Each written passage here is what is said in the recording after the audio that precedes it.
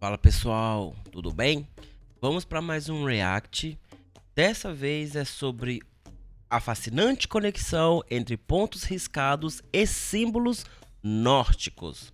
Bom, quem já me conhece já deve imaginar o que eu vou falar aqui, né? Mas eu ainda não assisti. Eu vou assistir com vocês. Vou assistir com vocês. Eu particularmente gosto muito desse canal, tá? Pro pessoal recalcado que fala, inveja, não é inveja, admiro bastante o trabalho do pessoal. Mas, pessoal, tudo é passivo de crítica, né? Pelo amor de Deus. Somente quando a pessoa tá falando com autoridade sobre aquilo que ela não tem autoridade para falar, como já demonstraram em outros vídeos. Mas esse é o primeiro react que eu tô fazendo desse canal. Então vamos assistir juntos, tá? E vamos palpaseando ali cada tópico. Vamos lá. Bem-vindos a mais um vídeo do canal Conhecimentos da Humanidade. Mais um vídeo gravado hoje um tempão aí, hein? Quem diria, hein? Hoje é dia de ver se alguns símbolos da mitologia nórdica têm relação com símbolos da Umbanda. Será? Muito bem, Léo. Acho legal, a pretensão do canal é falar sobre todo o conhecimento da humanidade. Eu acho legal, eles têm um público gigantesco, igual esse vídeo, tem 50 mil views, claro que é um dos vídeos com menor views que eles têm, mas é legal eles abrirem esse espaço para falar de Umbanda, principalmente no contexto brasileiro. Mas lembrando, abrir espaço não é falar com autoridade. Se você não tem autoridade, você não deve falar com autoridade, mas também não deve fechar as portas, né? Mas sim convidar, ou pelo menos fazer um estudo mais aprofundado. A ideia desse vídeo é porque em tempos mais recentes, principalmente com a ideia dos vikings, os nórdicos, né, ficando populares, saindo em filmes da Marvel, tem séries sobre eles, a galera curte se vestir de viking, os Tupini Vikings. Os nossos Tupini Vikings de Osasco, por exemplo.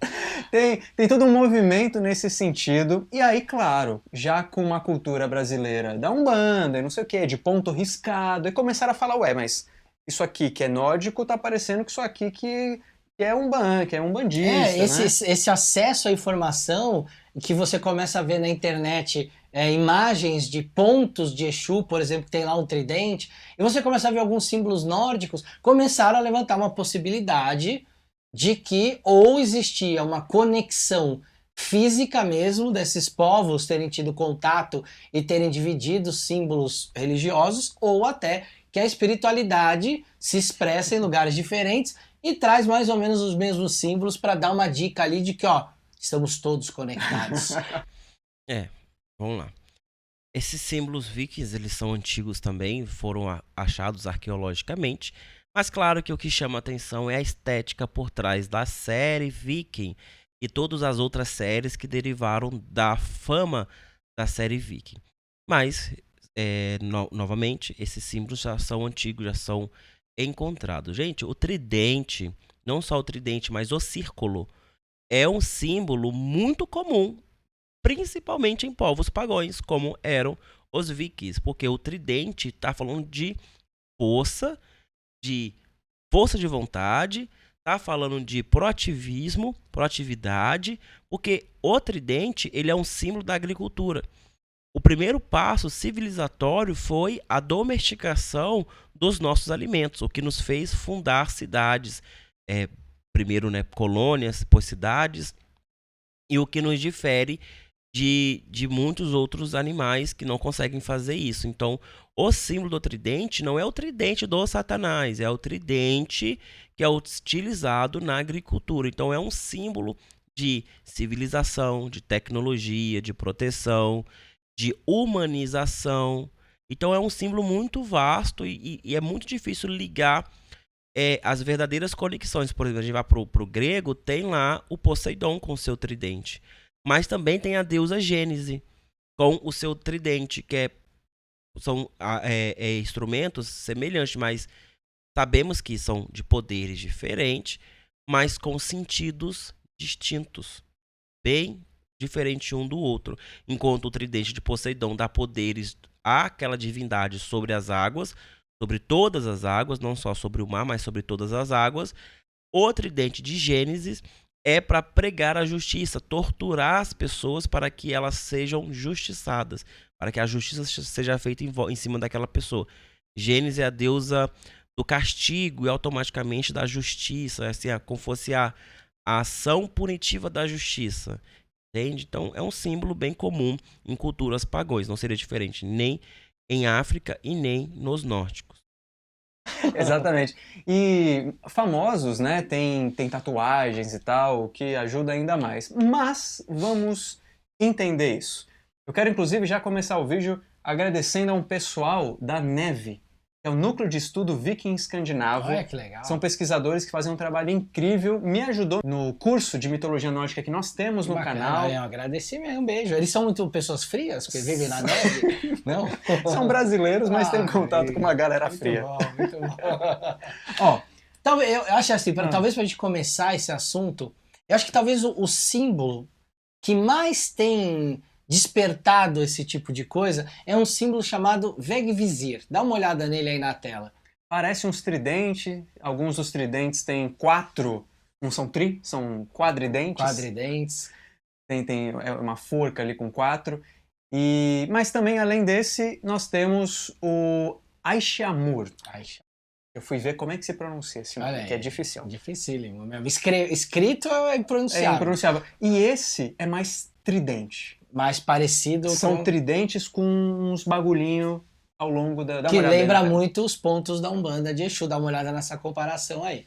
A gente tem esses dois símbolos que na verdade foram eles que levantaram essa ideia de que, olha, teria ali uma conexão espiritual do passado, ou até uma geográfica em que eles trocaram experiência. Mas na verdade esses símbolos não são tão antigos assim, não é mesmo? Exato. Vamos lá, primeiro a gente tem que entender rapidamente que a era viking, ela é ali do século 8, oitavo e século 11. Então é algo que no século 11 foram cristianizados. Isso. E os materiais que a gente tem da mitologia nórdica, grande parte já é cristianizada, foram escritos por cristãos. Tem uma outra parte que não se sabe muito bem e tal, mas tem ali aquela mistura, né? Cristão com não cristão e tal. Então é importante que a gente saiba isso. E esses dois símbolos em especial, eles foram tirados de obras islandesas muito depois, do século XVI e XVII. Uhum. Ou seja, os cristãos já estavam lá há um tempo. Exato, então a gente está falando dos anos 1500, 1600, já é quase, você pensar que o auge ali da era viking nos anos 900, a gente está falando de quase 700 anos para frente, né? É muita coisa. E desses dois símbolos, é interessante porque o Vegvisir em especial não tem nenhuma fonte dele antiga, nenhuma citação, nada assim. Ele seria uma espécie de amuleto para ajudar quem o possui a conseguir trilhar o seu caminho em tempestade, em tempos difíceis, períodos nublados. Essa seria a função principal dele. E o outro já era uma função de proteção, de buscar uma vitória no combate. Então eles tinham ali funções muito específicas, eles não eram ligados a um deus específico, como muitas vezes um ponto na Umbanda é ligado a uma linha ou uma entidade específica, como se fosse a assinatura energética dela. Esses dois símbolos eram usados como ou um guia, ou uma proteção, ou uma busca por vitória. O Aishamur, ele já... Ok. Eu não vou assistir tudo, porque eu acho que eu vou receber um strike. É a primeira vez que eu tô fazendo um deles, então eu vou meio que não dar essa abertura. Mas a gente conseguiu entender o ponto de vista deles. Depois você vai lá, o título é A Fascinante Conexão entre Pontos Riscados e Símbolos Nórdicos. E você assiste tudo. De fato, o canal dos caras é muito bom. Eles estudam, isso é muito bom. E não estudam somente Umbanda e Quimbanda, culturas afros brasileiras, mas outras também. Isso é muito importante. Só que a gente não pode deixar essas conexões nos iludir. Nós, brasileiros, sofremos de uma síndrome de vira-lata com as coisas europeias danada. Gente, isso é ferimento colonialista. Nós temos que nos curar disso. Não é porque uma coisa se parece com a outra que é. Eles já estavam desmanchando essa teoria ali. Já deixaram bem claro isso, então se não é falando contra o que eles estavam narrando, mas dando meu ponto de vista daqui, a partir deste momento do vídeo deles. Depois, particularmente, eu vou assistir tudo, mas no React eu não vou assistir tudo para não ganhar strike, tá bom? Nós temos muitos símbolos africanos. Já por que você fala isso? Porque o Brasil foi fundado por escravizados. Que vieram da onde? Brotaram da terra? Não. Vieram de povos milenares africanos. Basicamente, em suma maioria, culturas banto. Esses povos vieram para cá e enquanto tinha 2 europeus, tinha 100 escravizados. Então, quem é que mais impactou? Mas nós vivemos uma síndrome do vira-lata. Queremos ou ser ou parecer europeus. A história dos vikings é fascinante, é incrível, a mitologia nórdica é maravilhosa, é incrível, mas também não tem nada a ver conosco. Existe até sítios arqueológicos que tentam mostrar que tivemos contatos com vikings no passado, mas de fato não comprovam nada. E até é duvidoso o caráter desses arqueólogos que tentam provar isso. Então, na própria academia, os próprios documentários que eu assisto sobre o assunto, a gente percebe uma atmosfera de dúvida ao caráter dessas pessoas que tentam, de qualquer forma, tentar provar que quem civilizou os indígenas brasileiros foram os vikings no passado. E tem até uma cena, né, uma cena da última temporada da série Vikings, que mostra um dos heróis lá chegando numa terra indígena e tentando se estabilizar, e depois aqueles indígenas expulsam eles de lá, porque eles eram muito bárbaros, tal. Então as pessoas tentam colocar aquilo como se fosse o Brasil em si, né? E a própria palavra Brasil tem a ver com uma lenda uma lenda viking nórdica, né? Sobre uma ilha paraíso, tal, aquela coisa toda. Só que nós devemos entender que quem é que fomentou a cultura, fomentou não, né? Não é a palavra fomentar. Quem alimentou a cultura brasileira, o que nos torna brasileiros como um povo, em sua maior parte, foram os africanos. Vocês já pararam para tentar entender como é que os símbolos, as escritas, a comunicação africana interfere em nossa vida? Ou está na nossa vida e nós não percebemos? Nós temos os clássicos desenhos dos portões de um design que não é europeu, depois vai para a Europa, mas basicamente se inicia aqui no Brasil, que são o Shonkofa, que são símbolos de desenho. Quer ver? Eu vou colocar aqui. Vou colocar aqui é o Sankofa. Ó, esses símbolos aqui, ó. Tá no Google.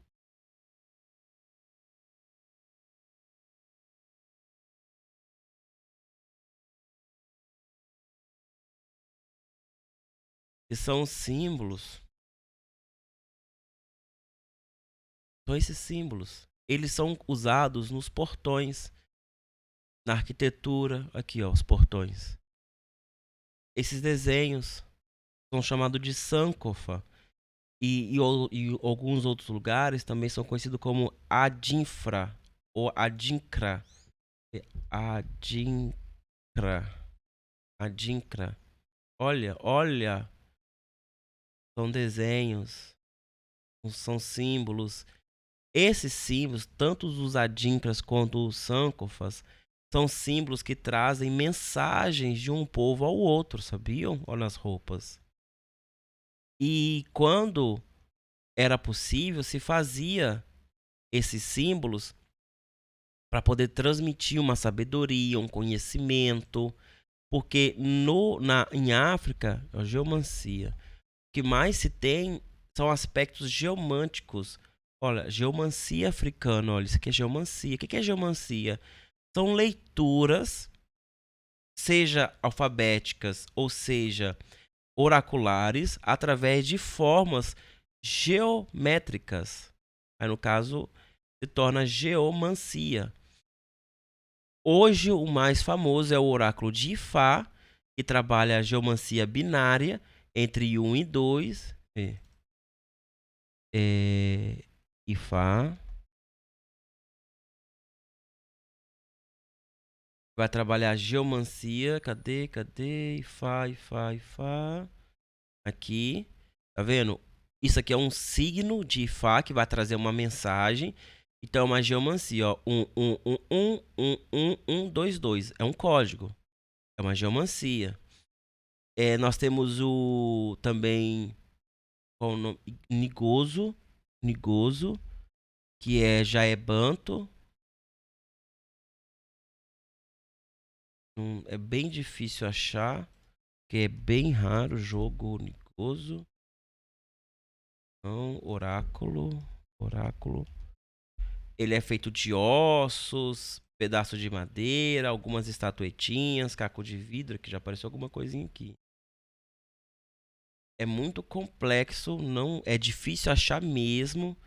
E é um jogo que basicamente morreu. Não tem pouquíssimas informações. Quem sabe não ensina, não passa. Não é por. Eu acho que não é por má vontade, mas é porque ou não sabe tudo, ou porque é muito difícil realmente passar. Angola, deixa eu ver, Angola. Não acho. É muito difícil achar. Um dia eu achar, eu faço até um especial sobre, porque é realmente muito difícil, né? Achar. E nós também temos outras, como por exemplo o Shokyue do povo Shona, ou Shona, que é isso aqui, ó. O Shona, o povo Shona, eles fazem esses símbolos para levar uma informação para, ó, até medo que vai abrir aqui. Mas vamos lá. Eles para firmar uma informação, para ter uma memória ancestral. Assim, por exemplo, esse símbolo aqui. Toda vez que vê esse símbolo, vai lembrar de uma história. Olha, esse símbolo é da aldeia tal, conta a história tal, tal, tal. E ali, acima dessa história, tem uma filosofia. Outros símbolos. Isso são símbolos do povo Shona que remetem à comunicação através da geomancia. Vamos ver mais o que tem. Vocês já ouviram falar dos vevés? Ou os igafebes? Vevés. Não apareceu. Vamos ver se vai aparecer. Vamos colocar GG. Eu tento escrever as palavras certas, mas é muito difícil achar as coisas. Símbolos. Esse talvez é mais popular, você já deve. Vevés. Esses símbolos aqui, ó. Ele nem acha, mas acha aqui, ó.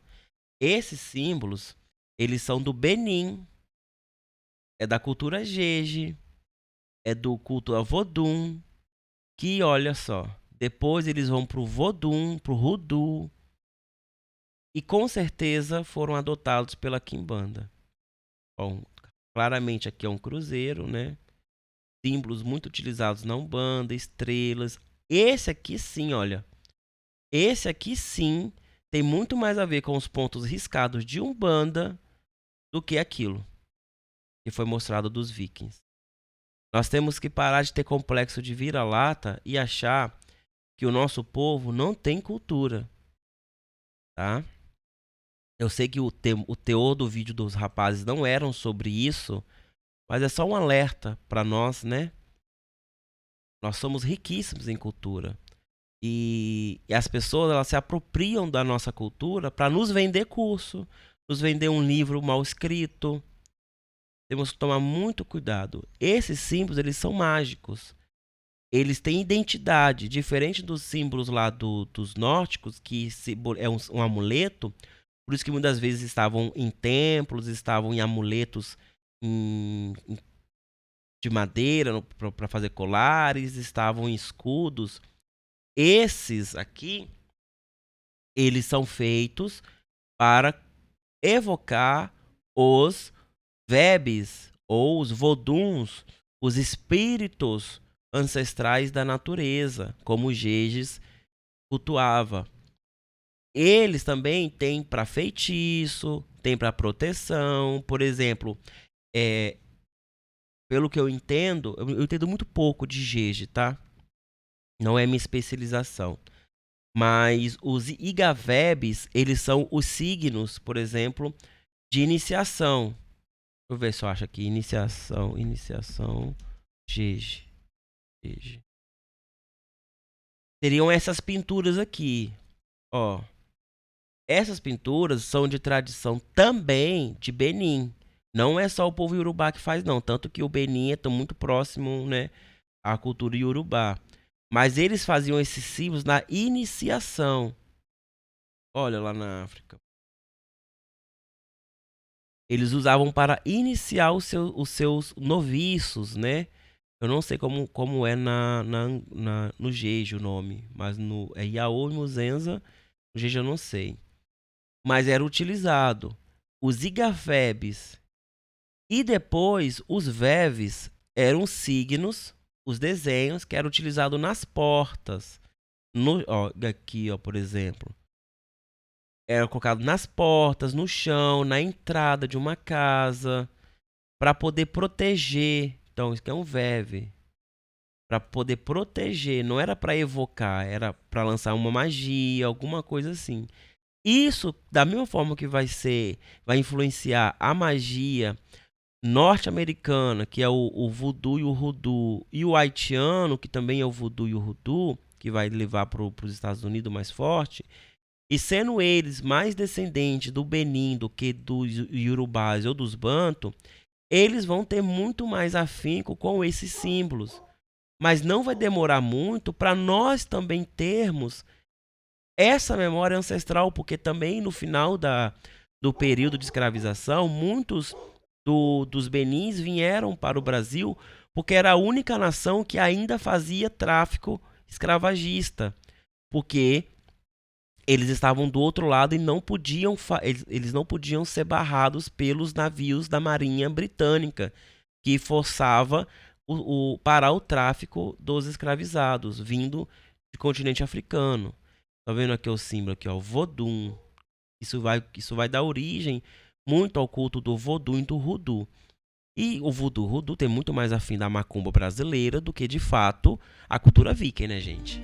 Pelo amor de Deus, a gente não vai ter uma síndrome tão profunda assim. Jéssica, mas houve algum momento que poderia ter havido essa conexão? Pois é, olha só.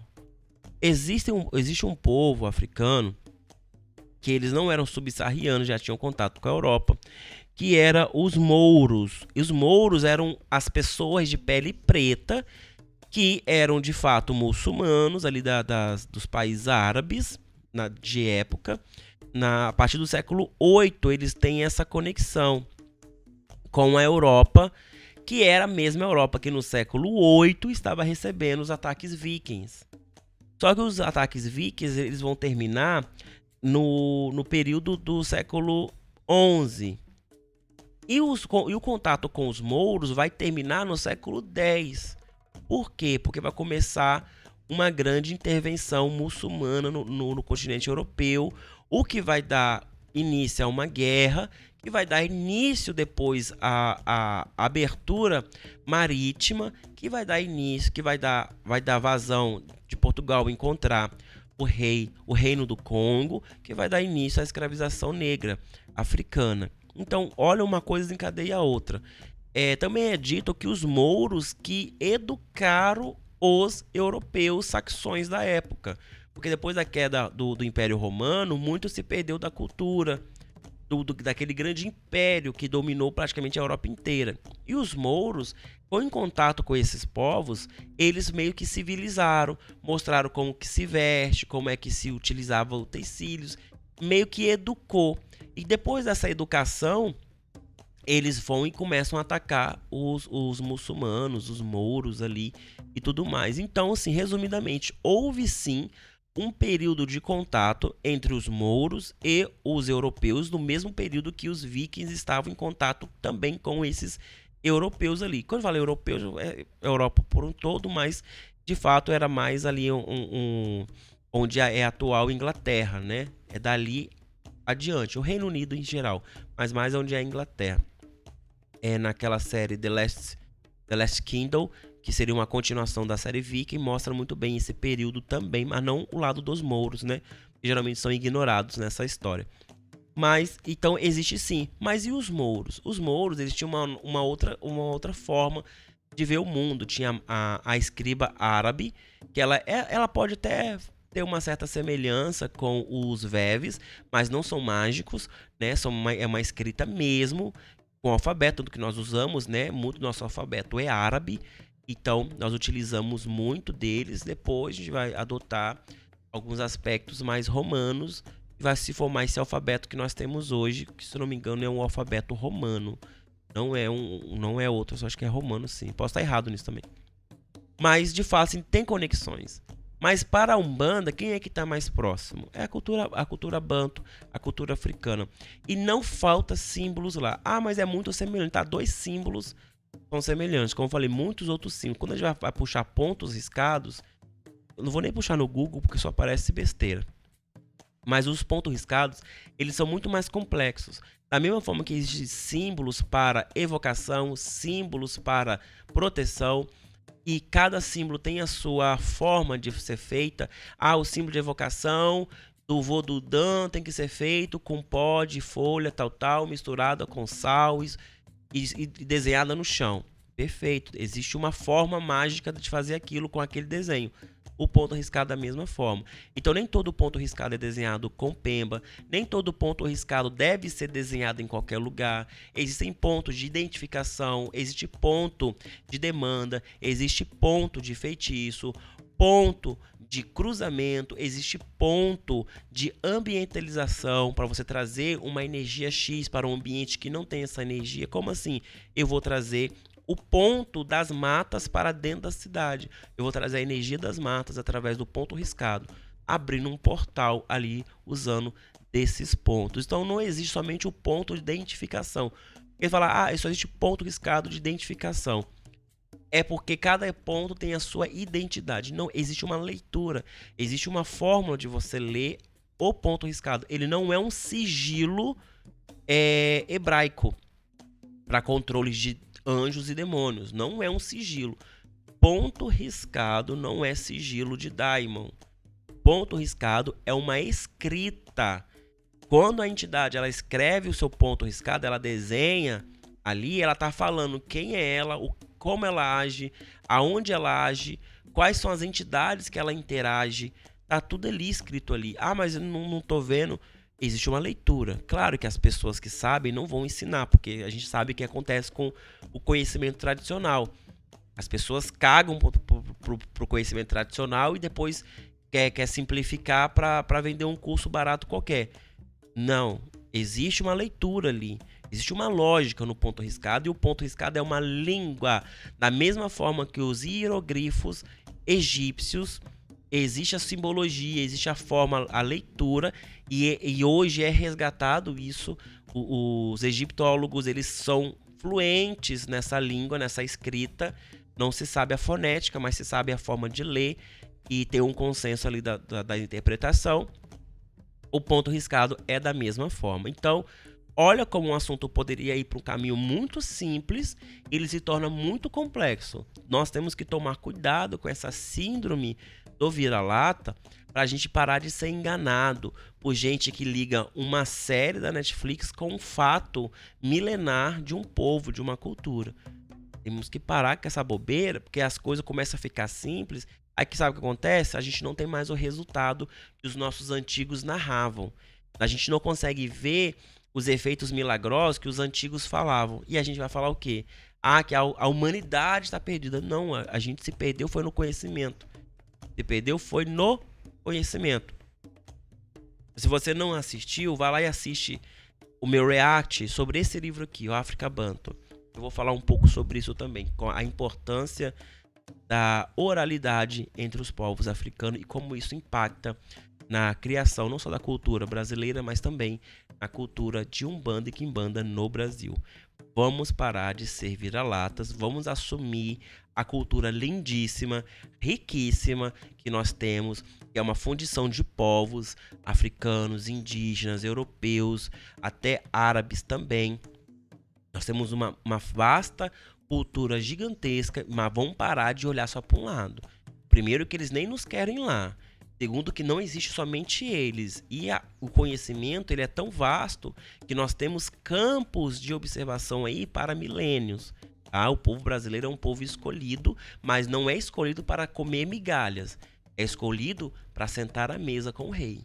Vamos ficar atentos à síndrome do vira-lata. Tá bom? Até mais. Tchau, tchau. Se possível, deixa o like, comenta, compartilha. Até mais.